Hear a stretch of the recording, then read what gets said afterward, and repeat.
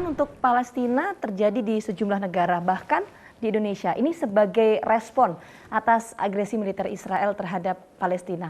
Nah, kita akan perbincangkan hal ini lebih detail dan juga lebih lengkap bersama dengan Ustadz Adi Hidayat. Assalamualaikum.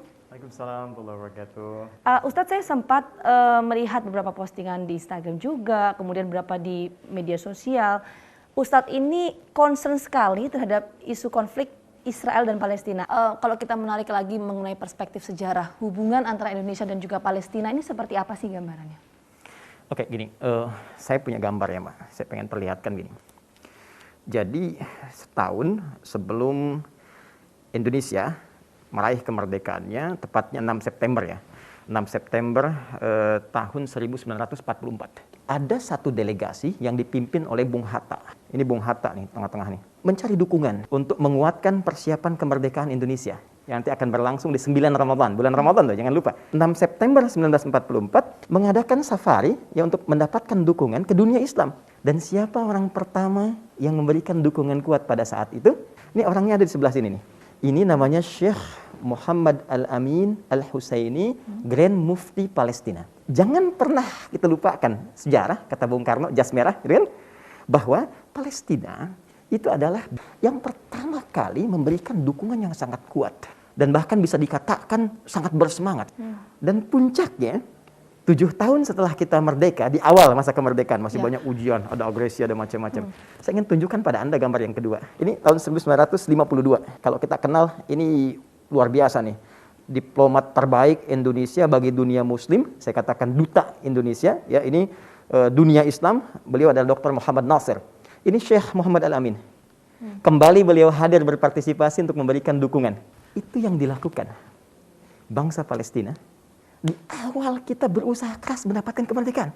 Sebegitu besar peran dari Palestina ya, Ustadz, sangat ya? Besar. Nah, ini seperti apa komitmen yang harus dilakukan oleh Indonesia khususnya, Ustadz, ya? Kita tahu memang sejumlah negara, bahkan Indonesia sudah melakukan kecaman terhadap agresi militer. Pertama kita menghormati, ya, dan kita juga bersyukur bahwa Indonesia dari sejak presiden pertama Bung Karno, kemudian Pak Harto, ya, sampai sekarang ke Pak Jokowi tetap masih punya satu sikap yang serupa sebagai amanat konstitusi, tidak membangun hubungan diplomasi ya dengan Israel. Kalau tidak ada diplomasi dan tidak ada pengakuan ya akan negara Israel ini dalam konteks diplomasi, walaupun mungkin ada hal-hal lain yang secara teknis juga itu bisa dikritisi ya, tapi di sisi ini sudah muncul karena begini, ini kan ada aspek geopolitik juga. Anda buka channel misalnya JBS, Jewish Broadcasting Service. Coba lihat 9 tahun lalu, waktu Joe Biden yang presiden Amerika sekarang, ya, dia diwawancara ketika tiba di Israel. Judulnya Joe Biden on Israel. Anda buka wawancaranya, yang kurang lebih 9 menit itu masuk ke menit 2 menit 7 detik sampai 2 menit 15 detik. Itu beliau mengatakan dengan sangat jelas sekali, ya, crystal clear. Apa yang beliau katakan? Israel is greatest state that America has in Middle East. Ini Israel ini negara proksi Amerika satu-satunya yang terkuat yang harus ada di lingkungan Timur Tengah. Kalau kita kebawa ke nuansa geopolitik, sedangkan di backup oleh adik kuasa, makanya sekarang terus diveto, maka negara pun pemerintah kita mesti cantik ya, dalam memainkan dukungan.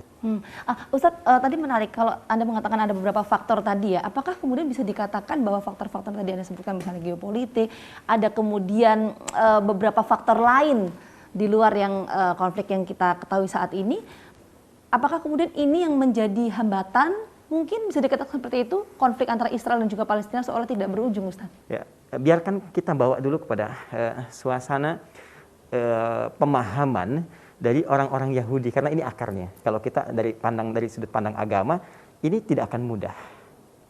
Tidak akan mudah. Jadi bukan sekali 2 kali akan selesai, tapi terus terjadi sampai titik yang tertentu. Apa penyebab paling utamanya? Sederhana. Karena Yahudi itu, dia punya satu keyakinan rasial yang diwariskan, dalam tanda petik ya, yang diwariskan dari generasi ke generasi setelahnya, bahwa yang pertama, dia itu superior, harus terus berada di atas. Yaitu yang diisyaratkan di Quran surah kedua Al-Baqarah, kalau kita sebagai muslim, ayat 120. Kata Allah, orang Yahudi itu, dia tidak akan ridho, nggak akan mau. Dia pakai lan ya, di bahasa Inggris itu never, artinya never. berada di bawah sistem kehidupan yang ditata oleh orang lain, baik secara politik atau ekonomi, kecuali dia yang di atas. Ini kemudian diisi oleh nilai spiritual yang dialihkan, ya, atau mengalami pergeseran makna. Ini bahasa halus dari penyelewengan gitu kan, yang dituliskan oleh orang-orang sepeninggal Musa. Ini diabadikan di Quran surah kedua ayat 79. Maka celaka ini, dan celaka ini bisa menyebabkan orang lain celaka juga. Ini kata Al-Quran nih. Apa itu? Dia merubah isi ajaran Musa yang sesungguhnya mengajarkan kedamaian, ketentraman, kebaikan pada kepentingan sepihak yang kemudian akan terwariskan. Makanya kenapa Al-Quran turun nanti memberikan statement untuk meluruskan statement-statement yang keliru ini. Ini yang paling dahsyat. Sepeninggal Nabi Musa kemudian terus berjalan sampai nanti muncul keturunan-keturunan, ya, dari keturunan ini melahirkan yang paling populer saja Nabi Yakub, ya.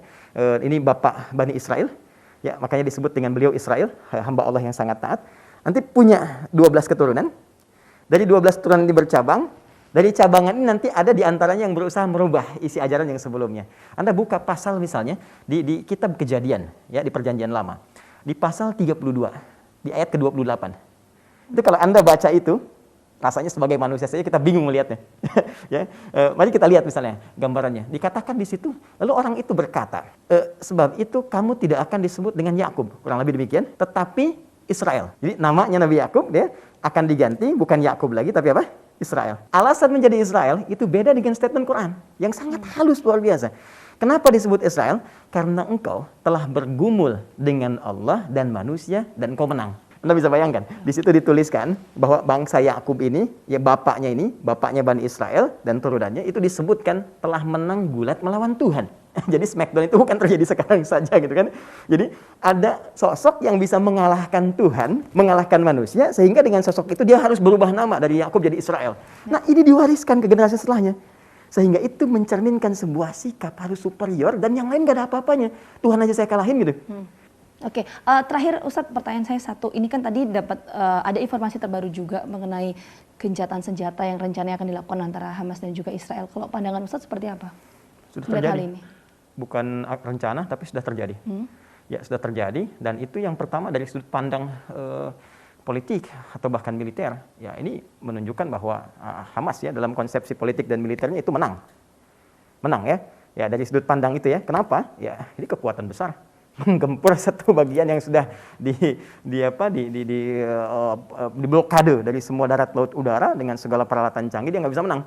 Dan setidaknya kita belajar di sini satu hikmah yang terbesar, bahwa sifat tamak itu dalam apapun dan sifat merasa yang paling tinggi dalam kehidupan tidak akan menghadirkan apapun selain kehancuran, kerusakan, dan kegelisahan. Dan sebab itulah ketamakan, kesombongan, keangkuhan diharamkan oleh Allah, dan karena itulah kemudian jin yang sangat taat berubah menjadi iblis dan terusir rahmat Allah Subhanahu wa taala. Itu yang dimaksudkan di dalam Al-Quran. Baik, terima kasih Ustadz Adi Hidayat atas waktunya. Semoga sehat selalu. Dan kita akan temukan faktor